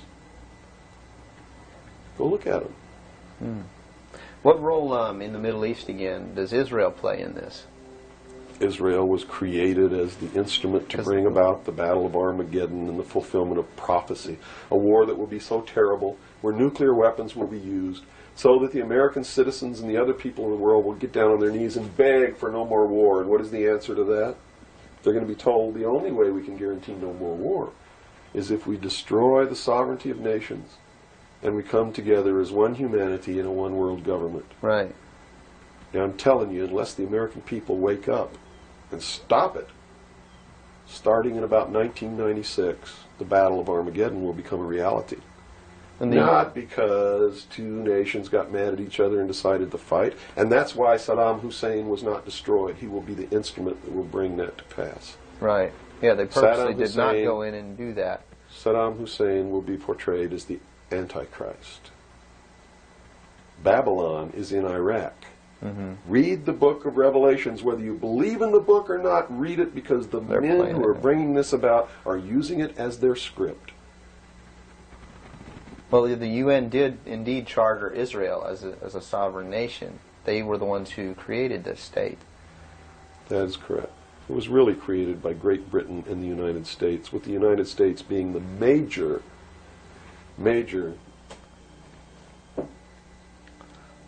instigant. Okay, and the Jewish people were then being manipulated into believing it was for some other reason. That's correct. They've always been manipulated. And I get people who still come to me all the time and say, Bill, you're all wrong, it's the Jews. The Jews are subverting the world. Man, it's not the Jews, it's not the Catholics, it's not the blacks. It's these men who belong to the ancient mystery schools, who meet in secret and decide the fate of the world. And they belong to all different races and all different nationalities and all different religions to the public point of view. But in secret, it's a different story. How about the European community? Here seems, based on your theory, another group of sovereign nations coming together to form one government. The European community, the EEC, was created by the Central Intelligence Agency, working through a lodge in Italy called the P2 Lodge. Propaganda 2 is the name of it, which is the intelligence arm of the Vatican, and Prince Bernhard, who is the leader of the secret World Council that controls these secret societies around the world, called the Bilderberg Group. And that's the truth of the matter. And well, during its creation, they just threw out Margaret Thatcher. She was really opposing this. Yes, she was, and that's why she got ousted. Okay. So did the Shah of Iran. So did Marcos. Anyone who opposes it gets ousted. That wasn't an overthrow of Marcos by the people in the Philippines. It was organized, instigated, and carried out by agents of the Central Intelligence Agency and the KGB. The overthrow of the Shah of Iran, our intelligence community is trying to tell us they didn't know anything about it. They didn't know what was happening. Bullshit. They organized it. They instigated it. They are the ones who caused it to come to pass. You see, because we didn't have a National Security Agency or a Central Intelligence Agency before the UN Participation Act was signed. And these organizations were created to bring about the one world government, the New World Order. And it had to be done in a manner that the people would not know that it was being done, and the only way they could do that was hide it behind the veil of national security. And the Cold War was a manipulation maintained to bleed the people of tax dollars to fund the creation of the police force of the New World Order, which is the Army, Navy, and Air Force and Marines of the United States and the Soviet Union. And the people didn't rise up in the Soviet Union and overthrow communism. It came from the top down because it had to be done. There has to be a bringing to the same level of all the peoples of the world to approximately the same political viewpoint, so there's not big disparity in order to be able to justify the merger of all these countries together. Well, who now is ruling the forces of the former Soviet Union? You have Yeltsin in now. Gorbachev supposedly went down, but we're not sure about that. Well, let me tell you this. From the beginning, there was never any war between the United States and the Soviet Union. It was created by those at the top to fund the New World Order and the New World Order's police force. At the highest levels of all countries, they all belong to the same club. And we, the people, sit back and we watch this grand drama which is being played out for our benefit, not theirs. If it wasn't for us, they wouldn't even have to do any of this. But you see, they just can't come out and destroy all of us because they need slaves. They need people to make their shoes and make their cars and mine the ore. They need worker bees, and that's what we are. In the New World Order, we will be the worker bees, the slaves. So the Orwellian view of the vision of the future wasn't too far off based on this scenario. George Orwell was just like me. He was a low-level member of British intelligence who was appointed to a position high enough where he saw the same documents that I saw. And he tried to warn the world just like I'm trying to warn the world, only he wasn't willing to take the risk that I'm willing to take. So he wrote it in a book called 1984 and spelled out exactly what's coming as a warning to the people of the world, as a work of fiction. But you notice that that work of fiction really stirred people up because they knew that it wasn't fiction. In their heart of hearts, everyone who's read that book knows that it's coming. It's a possibility. Most people won't recognize it overtly or publicly, because then, if they recognize it, they have to be responsible to do something about it. And that's what every one of you have been resisting all your life, is being responsible to do something about it, to get involved. That's why you'll walk away from a girl being raped on the street by a gang of thugs rather than go and try to help her. And I'm not talking to all of you. I know there's some of you out there just like me, but most of you are just exactly what I've just described. Most people are no better than animals who do not have intelligence because they don't use their intelligence. And to these men who control things behind the scenes, you are stakes on the table by choice and consent, and will always be ruled and manipulated and enslaved by people who do use their brains. As long as we're debunking some myths, because it's putting pieces of this puzzle together, I think, for a lot of people that may be watching. The hostage situation in Iran that got Carter out of office, is this another orchestration? And if so, how does it fit into the October surprise is no myth. There was a deal made. There was a deal made at the highest levels to keep the hostages until after Reagan was elected. Do you really believe that it was an accident, that it was a coincidence, that 30 minutes after Ronald Reagan was sworn in, took his oath of office, the hostages were released? Did they want Carter out? Are you really that naive? I can't believe it. Did they want Carter out? Yes, they wanted Carter out. They wanted Carter out. He wouldn't play by the rules? Or what was I don't know why they wanted him out, but they wanted him out. Carter was ineffective. He did not have the support of all the American people. They need people who can manipulate the American people so that they have their support. My message is to you is don't support anybody unless they're doing what we know to be right. Don't believe them. Don't fall for the manipulations. Double check everything they say.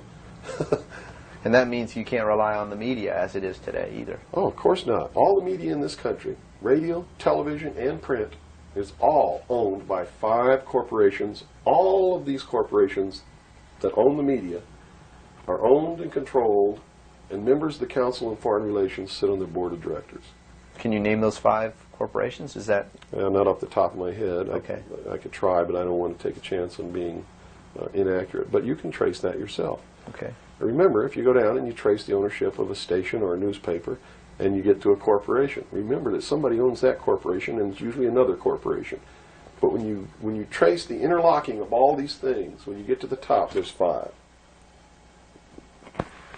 And all journalists know that there's some things you don't write about, and you don't talk about, because you'll lose your job. And that's where the control is. And that's why they pay anchormen like Dan Rather $2 million a year, because he doesn't question them. He knows that if he goes against them, he's going to lose $2 million a year. Do you think a man that looks pretty and sits in front of a TV camera for the 6 o'clock news is worth $2 million a year? No way. I don't care how long he works, and I don't care what he does. There is no job worth $2 million a year. That's why they pay athletes these fantastic salaries. I was listening to the radio the other day. They just contracted to pay one player on one team $6 million a year. Can you believe this? And why is that? It's the Roman circus. What does the emperor do when the people become restive, and when the people are asking questions, and when the people don't like the policies of the emperor? He sends them to the circus. He creates a circus. He builds a giant coliseum. And he begins to throw the Christians to the lions. And he has great chariot races and football games and basketball games, all to keep the idiots preoccupied with things that don't mean anything in the scheme of the entire world, so that they don't have the time to learn what the truth is, so they don't ever get smart enough to learn how they're being manipulated, so they don't ever question the emperor. That's why they pay a player on a football team or a baseball team $1 million or $2 million or $3 million a year. It is the Roman circus.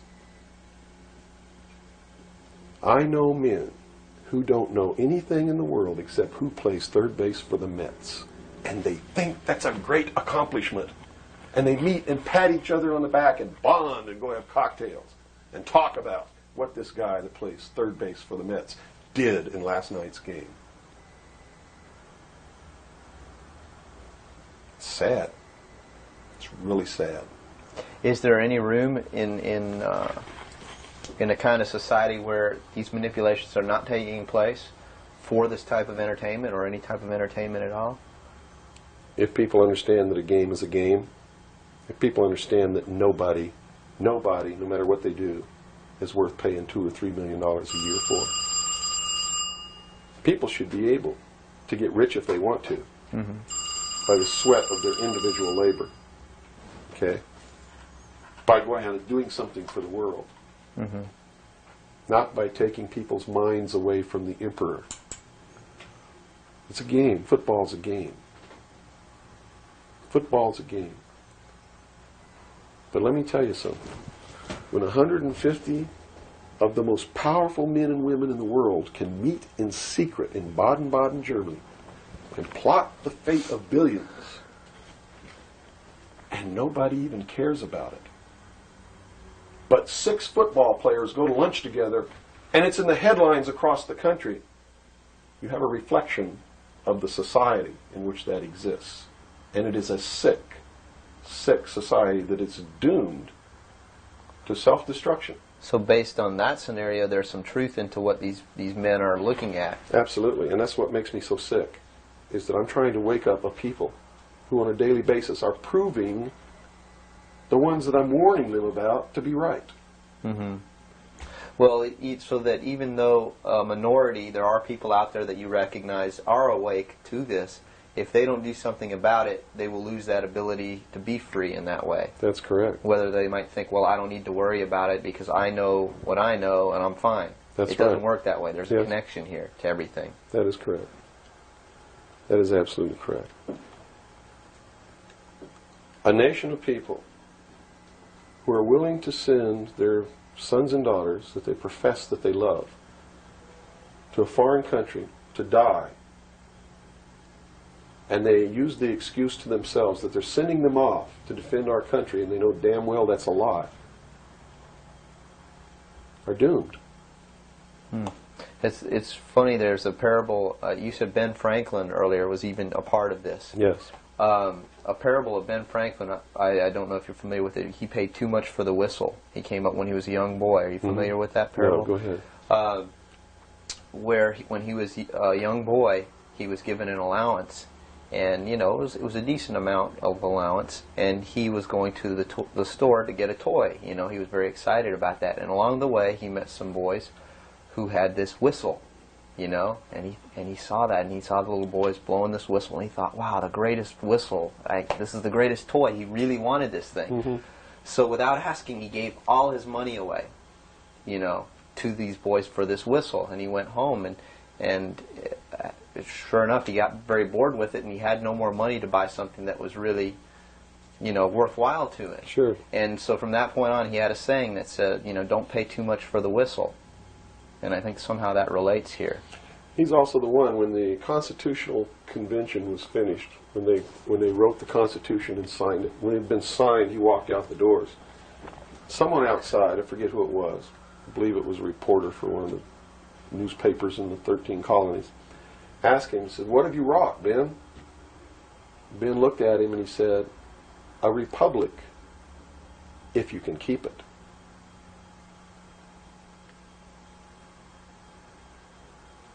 He knew. He did. And that's a good place to end. Yeah, I think so. That's a great ending. Wow. Good job, guys. All right, Bill? Bill. Yo. Fantastic. Good. Thanks, Bill. Where's your cow? Right there. I'm about ready Yeah, these lights are roasting me. Man. to kill. I've already had my son. I'm ready for a bath.